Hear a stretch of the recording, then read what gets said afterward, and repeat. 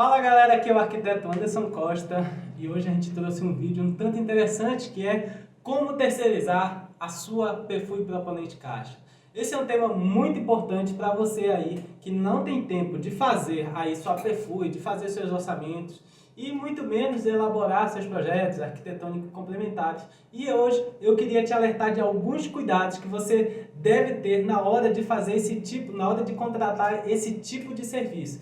Então por isso, fique até o final desse vídeo para eu te alertar de algumas situações que você não vai se arrepender de saber antes de contratar esse serviço. Então, uma das primeiras coisas que você deve fazer na hora de terceirizar sua perfil é identificar uma pessoa que faça uma perfil. Galera, é o seguinte, não é muito fácil encontrar pessoas já capacitadas que já fazem esse tipo de trabalho. Porque não necessariamente um orçamentista qualquer vai saber elaborar uma perfil caixa. O princípio é o mesmo? É o mesmo. No entanto, a Caixa tem alguns cuidados aí a ser tomados na hora de apresentar a sua proposta de financiamento de unidade isolada para ela.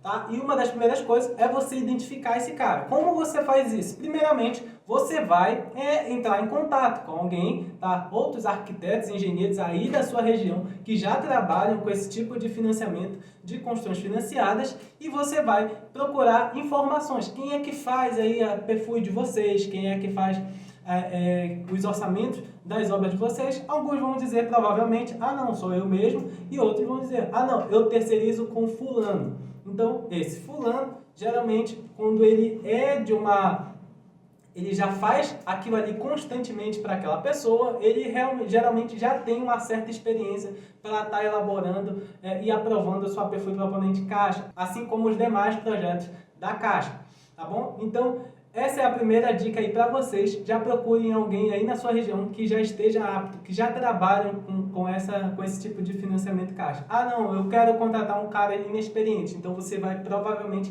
ter um trabalhinho aí. Por quê? Porque com a Caixa não se brinca, nesse caso, na hora de apresentar uma perfil. Então você certamente terá grande trabalho aí pela frente, a não ser que esse cara se capacite, acompanhe nossos cursos, faça parte da nossa mentoria CFC. Aí sim, esse cara vai estar apto ou capacitado a fazer sua perfil proponente caixa. Ou então, pode consumir os nossos conteúdos gratuitos que a gente fornece aí para vocês também. Tá? Um segundo fator é que você tenha boas referências desse cara. Tá? Então, veja os últimos trabalhos dele, qual foi as últimas obras que ele já aprovou, quais foram os últimos orçamentos que ele já fez, de quem. Então, isso é um fator um tanto interessante para você na hora de colocar a sua perfil, na hora de colocar o orçamento da sua obra, o orçamento da casa do seu cliente na mão de qualquer um. Certamente, você precisa saber como esse cara cobra. Geralmente, o que é costumeiro acontecer no mercado? Geralmente, esse cara vai te cobrar em torno de 0,5% a 1% do valor total da construção, da obra, tá bom? Então, se possível, se o cara for bom, galera, pague. Se ele consegue realmente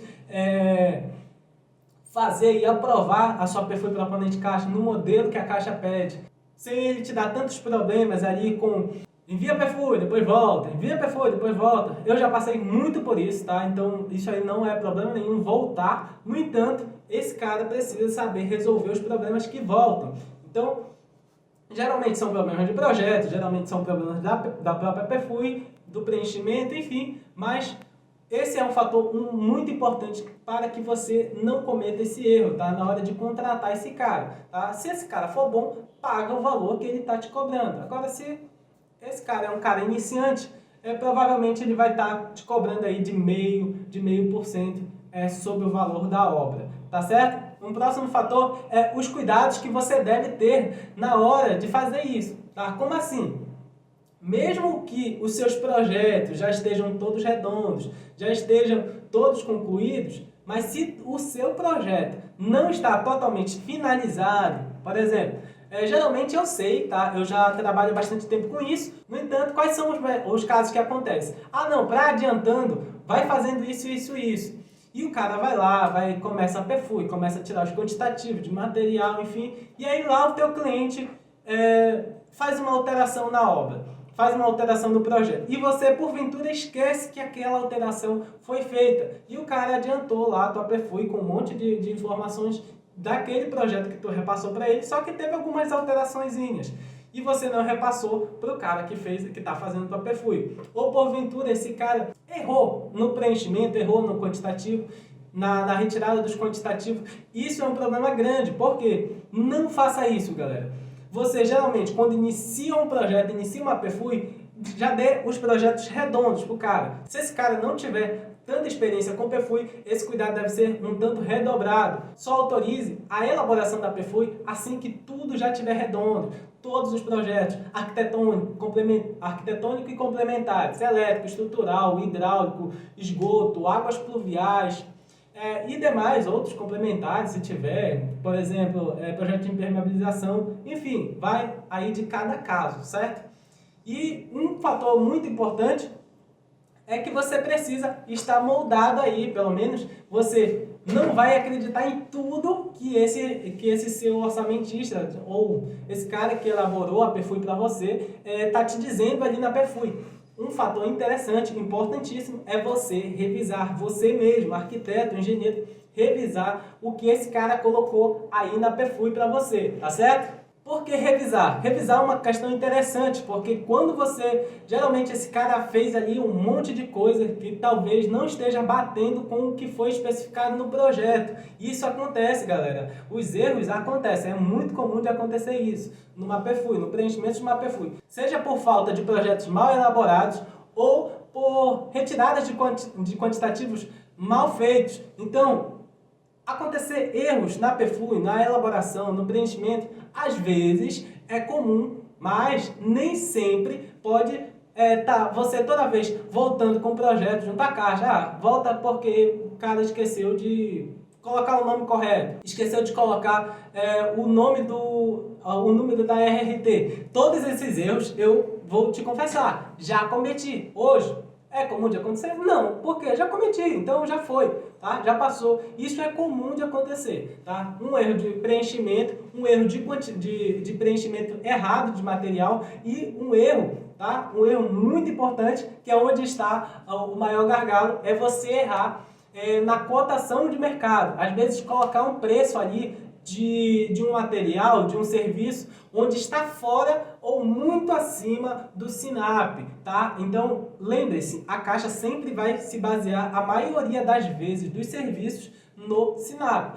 Vários são os casos onde um material específico, com uma bancada específica, que não vai ter no SINAP.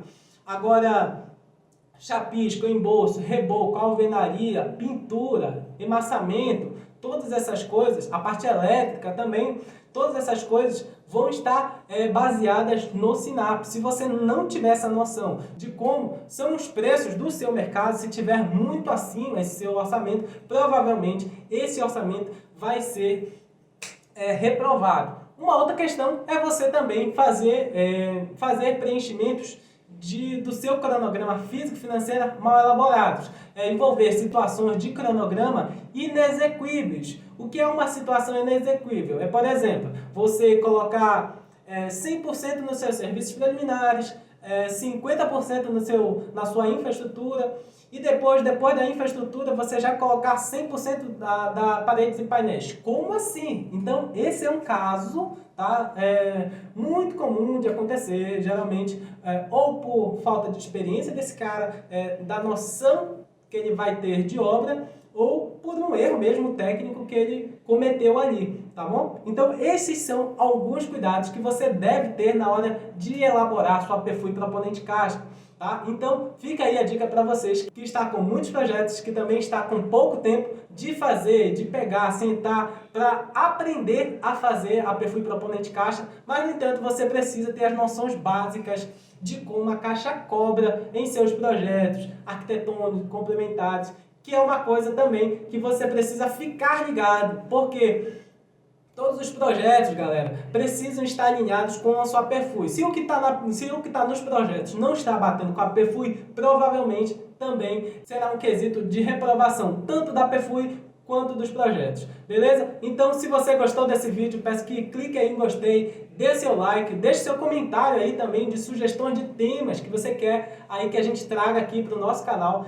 E nos siga nas redes sociais, principalmente também no Instagram, e participe do nosso grupo de Telegram. O link ficará aqui embaixo na descrição do vídeo, para você estar aí passando com a gente para uma próxima etapa. Lá no meu grupo do Telegram a gente posta conteúdos mais específicos sobre como está aprovando seus projetos, orçamentos, a sua Perfui e muito mais, galera. Então te vejo no próximo vídeo. Tchau, tchau!